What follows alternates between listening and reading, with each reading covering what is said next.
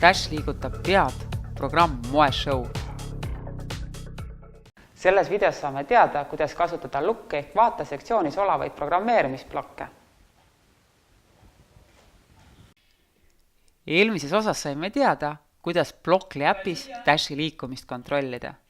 Nüüd vaatame, kuidas juhtida Dashi pead. Käivitame Blockly äppi. Selleks, et oma programmi salvestada, loome selle jaoks uue projekti.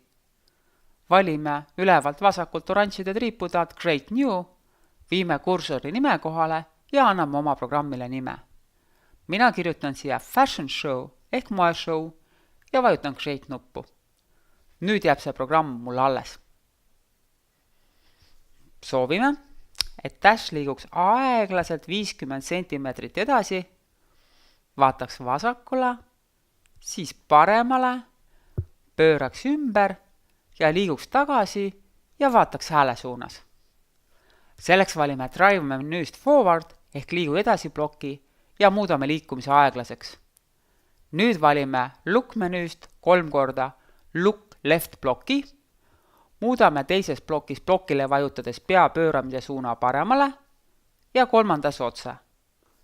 Nüüd võtame Drive menüüst Turn Left bloki ja muudame blokile vajutades osuti suunda nii, et Dash pööraks ümber. Võtame Drive menüüst jälle Forward ja paneme liikumise aeglaseks. Valmis. Vaatame, et Dashil oleks põrandal Moeshow jaoks ruumi ja paneme programmi käima. Ja läks.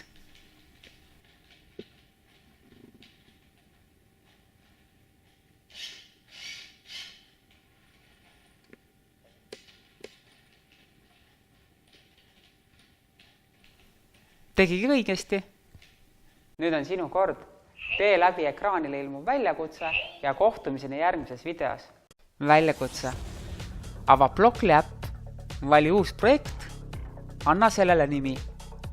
Nüüd koosta Dashile Moeshow programm, kus Dash liigub 50 cm aeglaselt edasi.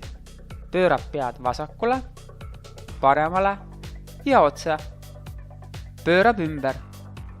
Liigub 50 cm aeglaselt tagasi. Töötas.